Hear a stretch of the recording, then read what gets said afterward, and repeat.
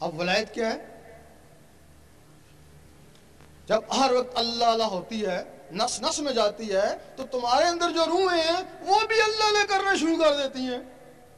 پھر جب وہ اللہ اللہ کرنا شروع کر دیتی ہیں تو یہی مسجد، یہی کعبہ، یہی گل گلزار جنت ہے، ان کے لیے یہی پھر مسجد بن جاتی ہے، یہی گل گلزار جنت بن جاتی ہے۔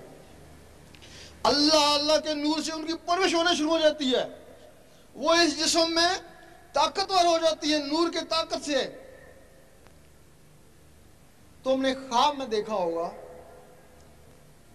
کہ دوسرے شہر میں گھومتے ہو، وہ تمہارے اندر کا مخلوق ہے، شیطانی مخلوق ہے، نفس ہے، وہ شیطانوں میں گھومتا رہتا ہے۔ اب باقی مخلوقیں بھی جاگ اٹھی وہ نورانی طاقت سے، تم نے سوچا حضور پاک کیا کر رہی ہیں، وہ اس سینے سے نکلی حضور پاک کے قدموں میں۔ اس وقت بلے شاہ نے فرمایا ہے کہ لوکی پنج ویلے عاشق ہر ویلے، لوکی مسیتی عاشق قدمہ۔ جو لوگ ہر 5 وقت نماز پڑھتے ہیں وہ بھی رب کی یاد ہے، ان کی انتہا مسجد ہے، اور جو لوگ اس کے ساتھ ہر وقت اللہ اللہ کرتے ہیں وہ تو حضور پاک کے قدموں میں پہنچ جاتے ہیں۔ قدموں میں پہنچ گئے، نوازے تو گئے۔ اس سے پہلے شریعت محمدی تھی، اب تم نے کسی نہ کسی جگہ ضرور پڑھا ہوگا کہ شریعت احمدی بھی ہے، کسی تصوف کی کتاب میں ضرور پڑھا ہوگا۔ اس دنیا میں ناسوت میں حضور پاک کا اسم مبارک محمد صلی اللہ علیہ وسلم ہے۔ یہاں ان دنیا والوں کے لیے جو شریعت ہے اس کو شریعت محمدی کہتے ہیں، وہاں جو بیت المعمور میں وہاں حضور پاک کو احمد کہتے ہیں، وہاں بھی شریعت ہے، وہاں بھی یہ روحیں نماز پڑھتی ہیں، با جماعت پڑھتی ہیں۔ جب تمہاری روحیں طاقتور ہوں گی تو پھر ان کو بھی شریعت احمدی مل جاتی ہے، پھر وہ یہ وہاں جا کے نماز پڑھتی ہیں۔ یہاں تمہارا کعبہ ہے، ان کا کعبہ بیت المعمور ہے، بیت المعمور اصل ہے، یہ کعبہ نقل ہے۔ اللہ تعالیٰ نے ابراہیم علیہ السلام کو بیت المعمور دکھایا کہ اس قسم کا کعبہ اس دنیا میں بنا۔ یہاں تمہارا یہ نقلی جسم ہے، وہاں تمہاری اصلی روحیں ہیں، ان کو موت ہے، جس جسم کو ان کو موت نہیں ہے۔ اور وہ روحیں شریعت احمدی والی اس وقت تک سر نہیں اٹھاتی جب تک اللہ جواب نہ دے، لبیک یا عبدی، ان کو جواب ملتے تب وہ سر اٹھاتی ہیں نا۔ اور جو شریعت احمدی ہے اس کا قانون شریعت محمدی سے پہلے کا ہے، اور اس کا ثبوت ہے کہ جب حضور پاک شب معراج میں گئے تو شب معراج میں اوپر جانے سے پہلے جو آپ نے بیت المقدس میں نبیوں اور ولیوں کی ارواح کو نماز پڑھائی، وہ کون سی تھی؟ وہ تو پہلے کی نماز تھی نا، پھر اوپر گئے تو وہ جو نماز ملی وہ کون سی تھی؟ وہ ان لوگوں کے لیے ملی، وہ شریعت محمدی کہلائی نا۔ اللہ، اس کے اوپر پھر مقام محمود ہے، اس کے اوپر حضور پاک کو محمود کہتے ہیں۔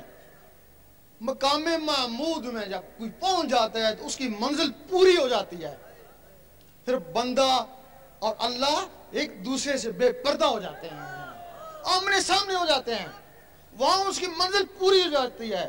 جب اس منزل پہ غوث پاک پہنچے، انہوں نے کہا اس منزل پہ پہنچ کے بھی کسی نے عبادت کری تو اس نے کفران نعمت کیا۔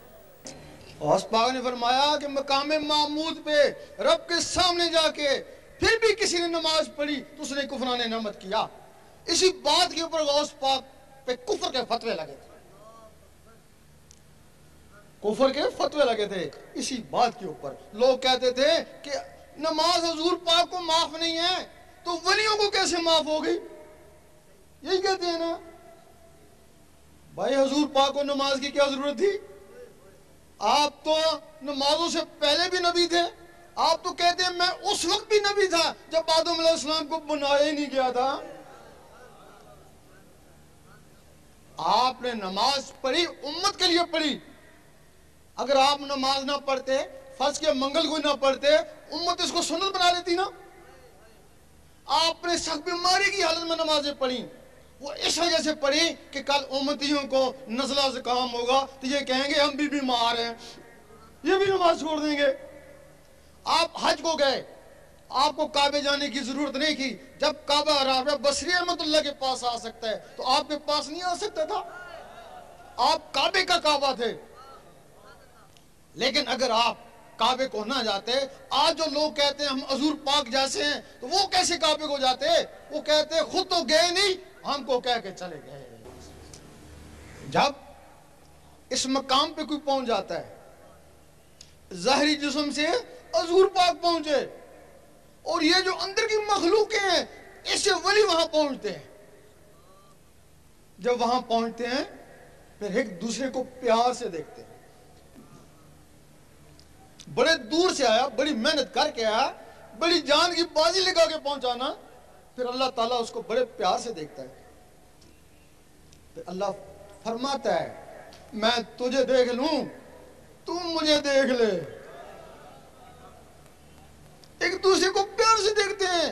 फिर वो अल्लाह का नक्शा उसकी आंखों में आता है, आंखों से उसके दिल में जाता है।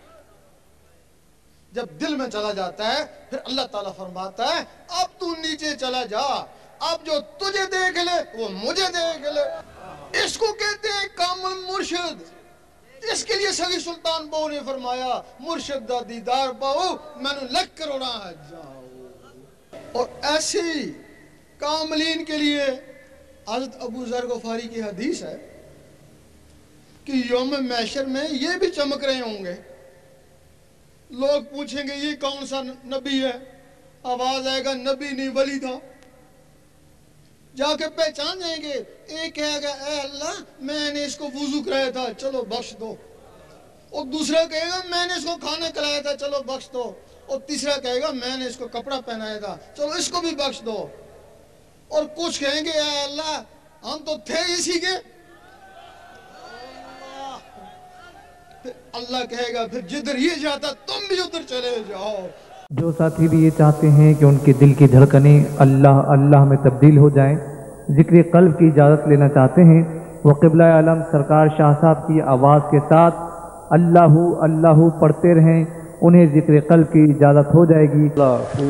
अल्लाह अल्लाहु अल्लाहु अल्लाह अल्लाहु अल्लाहु अल्लाहु अल्लाहु अल्लाहु अल्लाहु अल्लाहु अल्लाहु अल्लाह ला इलाहा इल्लल्लाह। अब तमाम हज़रात जो नए आए हैं उनको इजाज़त है, ज़िक्र क़ल्ब है, वो चलते फिरते उठते बैठते दिल की धड़कनों के साथ अल्लाह का ज़िक्र करने की कोशिश करें।